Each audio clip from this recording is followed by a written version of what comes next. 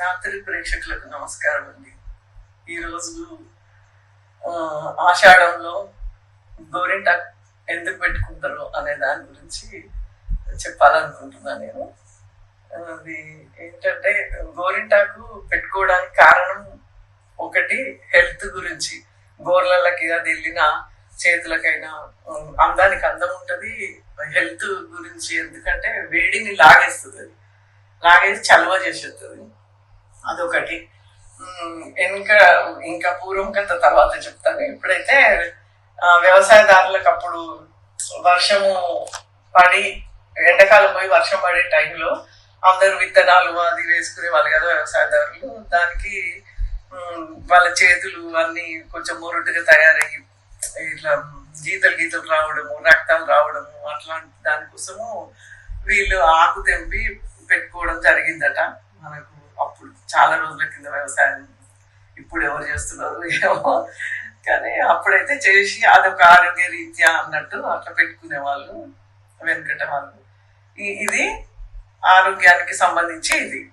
ఇంకా ఆధ్యాత్మికంగా సంబంధించింది ఏంటంటే, పర్వతరాజు పుత్రిక హిమ, పార్వతి, గౌరీ అన్ని ఒకటే కదా అమ్మాయి. ఆమె చిన్నప్పుడు ఎప్పుడు అంటే 11 years అప్పుడు చిన్నపిల్లలు వాళ్ళంతా కలిసి ఉద్యానవనంలో అట్లా ఆడుకునే టైంలో తను రజస్సలు అయింది. అప్పుడు ఆ రక్త బిందు ఒకటి నేల మీద పడి చెట్టులాగా మొలిచిందట.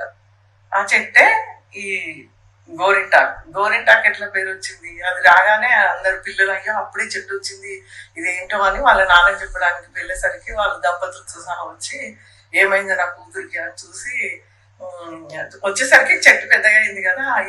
ఆమె కొంచెం అల్లరి చేష్టలతో ఆ చెట్టు లాగడం, పీకడం అట్లాంటివి ఉంటే చేతికి అంతా రెడ్గా అవుతుందట.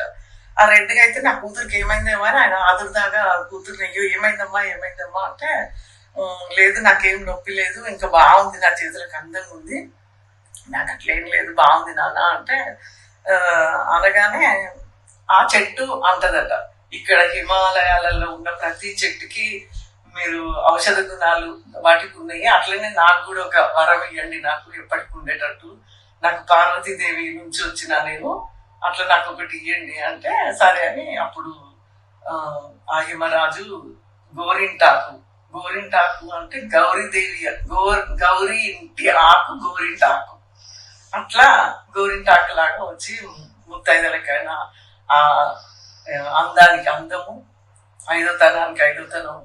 ఇంకా అది ఆకు తెంచి గ్రైండ్ చేసినాక ఎదుటి వాళ్ళకు, ఇంటి పక్కలకు, ఇంటి వెనుక వాళ్ళకు వీళ్ళకి కొంచెం ఇచ్చి మనం పెట్టుకుంటే ఇంకా చాలా మంచిదట. ఓన్లీ మనమే పెట్టుకోవడం కాదు, అందరికి ఇచ్చి మనం పెట్టుకుంటే కూడా పంచడానికి కూడా ఒక కారణము, ముత్తైతనం అందరికి పంచడము అన్నట్టు. అది అన్నమాట పూర్వం సంగతి. అది ఇప్పటి సంగతి ఇది. ఇప్పుడు ఆ కోడ్లు అవన్నీ వచ్చేసి అది మంచిదేం కాదు, కాకపోతే అందం కోసం పెట్టుకుంటారు అందరు. కానీ మెయిన్ అయితే ఆకు తెచ్చి పెట్టుకోవడమే శ్రేష్టము ఆషాఢ మాసంలో. మా చిన్నతనంలో మాకు అంటే చిన్న పిల్లలం అప్పుడు, మేమంతా జాయింట్ ఫ్యామిలీలో ఉండేవాళ్ళము.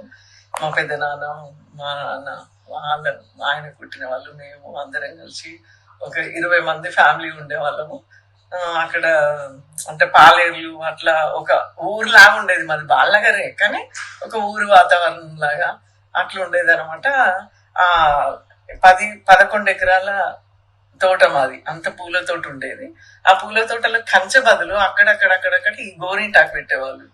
అది మాకు ఈ ఆషాఢ మాసంలో మేము ఆడపిల్లలం చాలా మంది ఉండేవాళ్ళము.